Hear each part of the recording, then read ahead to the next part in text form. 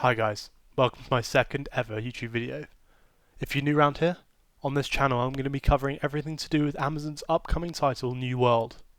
So be sure to hit the subscribe button and the notification bell to make sure that you don't miss out.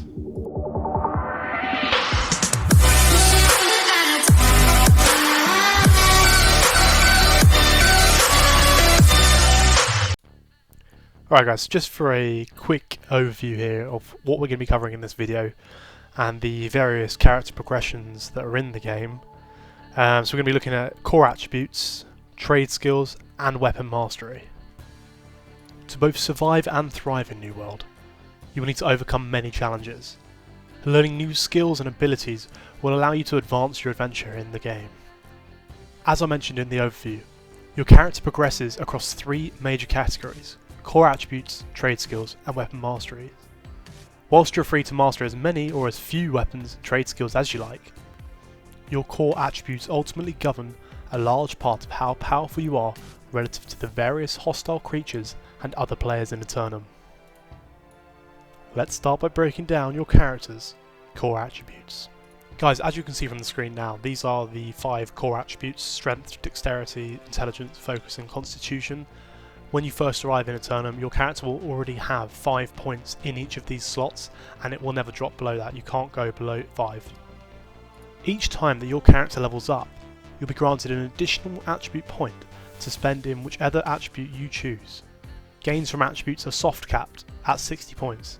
You can go further beyond the soft cap with the help of trinkets. It should be noted that there are diminishing returns beyond that point.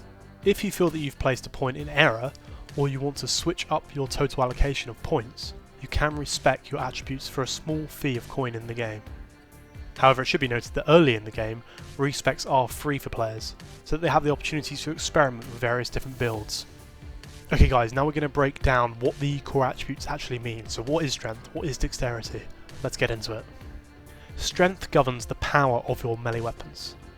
Heavy melee weapons such as the Warhammer scale their damage exclusively on strength, whilst lighter melee weapons such as a sword scale their damage primarily on strength, but also slightly in dexterity. Dexterity governs your effectiveness with ranged weapons. Bows and muskets both grow in power as your character's dexterity increases. Lighter melee weapons also see a benefit from your dexterity, but not as much as they gain from strength. Amazon Game Studios hasn't really elaborated on this just yet, so it might be a case of lighter melee weapons such as swords drawing 80% of their power from the strength attribute and 20% from dexterity, whereas heavy melee weapons will draw 100% of their power from strength. Guys, that is just my opinion on how it may work and how the numbers may factor into it. We don't know that for certain just yet.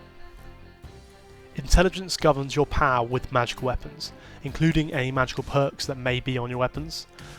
So it affects both magical weapons like fire staves as well as physical weapons with magical perks such as a flaming sword. They both grow in power based on your intelligence attribute.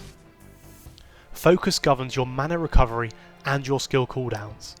Higher focus not only means that you can cast more spells more frequently, but it also means that your cooldown based abilities can be used with a higher frequency. Constitution governs your overall health pool. The higher your constitution, the more damage you can sustain before succumbing to your injuries. This is going to be very important for tanks. Let me know in the comments section below, which core attribute are you going to be chucking your ability points at? Personally, I'm going to be throwing them at the constitution. I'm going to play a more tanky type role in this game. Conceal your face. I'm a tank. I'm a tank. Sorry, I couldn't help but chuck that in. Alright, back to it. Traditionally, I've always gone for a mage, DPS. In Elder Scrolls Online, I was playing Nightblade and mage type characters. I think I'm going to change it up and go for a tank in this. I quite like the idea of throwing that big warhammer around and just soaking up damage.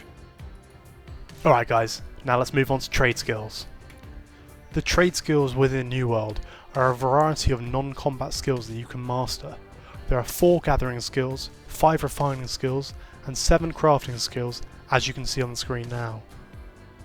The 4 gathering skills are logging, mining, harvesting, and skinning. Leveling up a gathering skill unlocks the ability to gather different and higher level resources. Miners gather stone and ore, skinners gather animal hides, loggers gather wood, and harvesters gather fibres, fruits and vegetables. Normally in MMOs, I normally avoid sort of harvesting and going around collecting different plants and flowers. I normally always opt in for going after the ores and various different types of wood and lumber. However, looking at the visuals in this game and how vibrant some of the colours are, I'm actually considering changing and going after the plants in this game. I know this is the official trailer, guys, and it's not going to be quite as good in game here, but just some of the detail in the flowers and the deer here as it stands up, and just the vibrance of these colours is really something quite amazing. And if it's half as good in game, then I can't wait for the beta. Let me know down below if you guys have pre-ordered it yet. As your skills at gathering increases, you also gain the ability to detect nearby valuable resources and find special resources that can modify items when crafting. The 5 refining skills are smelting, woodworking, leatherworking, weaving and stone cutting. Leveling up a refining skill unlocks the ability to refine higher level resources into higher level crafting materials. Smelters refine ore into ingots, stonecutters refine stone into blocks and cut gemstones. Woodworkers refine wood into lumber, tanners refine raw hide into leather, and weavers refine fibres into cloth. As your refining skills increase, it makes you more resource efficient. Higher level refiners have a chance to gain extra refined resources when they refine. The 7 crafting skills are weaponsmithing, armouring, jewel crafting, engineering, arcana, cooking, and finally furnishing. Weaponsmiths craft melee weapons, armourers craft soft and hard armours, jewel crafters craft trinkets, engineers craft ranged weapons and ammunition, arcanists craft potions, tinctures and magical weapons, cooks craft meals and drinks, and finally, furnishers craft furniture, storage and trophies for your house. Leveling a crafting skill unlocks more recipes and more powerful versions of them. Guys, in my previous video I've made a full guide on crafting in New World. It covers a lot of things we haven't discussed today, such as furnishing and Azoth in more detail, so if you want to check that out I'll put a link down in the description for you. Alright guys, the final section that we're going to be looking at today is Weapon Mastery. Using weapon in combat against creatures results in gaining XP for that weapon's mastery. For example, if you use a throwing axe, you're going to level up your throwing axe mastery. It should be noted that each weapon mastery has 2 separate skill trees. Each skill tree has a selection of active abilities, passive modifiers and bonuses that are exclusive to that weapon. Leveling up in a Weapon Master grants a point that can be spent to unlock one of these abilities, passives or bonuses. However, it is not possible to unlock everything in both mastery trees, so you'll have to choose wisely. If you want to try out a different build for a weapon, you can respec its mastery tree in exchange for some Azoth. However you choose to fight in New World, you'll need to forge and discover powerful weapons to fit your combat style, whether battling in wars with other players or holding back waves of corrupted.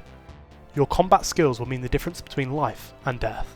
Amazon Game Studios have summarised the progression system in the game by saying that you will arrive in Aeternum battered and weak, but by venturing into this daunting and supernatural land, you will find your power and forge your destiny. You will learn by doing, harden through combat, and become as dangerous as the forces you will face. Have you thought about what weapon you're going to be trying to master first? Personally, I'm going to go for the Warhammer, but I'm also going to bring a musket or a bow as a backup. I don't know which I'm going to prefer out of the musket and the bow as my backup weapon. Personally, I think the musket may lead to me feeling less immersed in the game. I'm not sure. Maybe that's just because I've played Elder Scrolls Online and obviously they didn't have any types of guns or ammunition in that game. So that's gonna remain to be seen. But I'll probably start with the bow and see how I get on from there. Guys, that is it for this video. I do really hope you enjoyed it and found it very informative. If you did, please consider hitting the subscribe button and the notification bell. Guys, as I'm sure you noticed, I dropped a meme in this video where the guy's like, "I'm a tank." If this is something you want me to continue to do, and you find it funny, then let me know in the comment section down below. Personally, I know these videos can be quite informative and quite information heavy, so I thought, you know, a little meme now and then may be a good way to chuck some humour into it and to break up the video a little bit. Let me know if this is something you want, or if you don't want it, let me know as well. Guys, the plan for the next video is an in-depth guide and everything you need to know about the housing in New World. It's been requested by subscriber Dr. Horrible, and I look forward to making that video for you guys. This has been Ragnar Gaming, and I wish you all a very good day.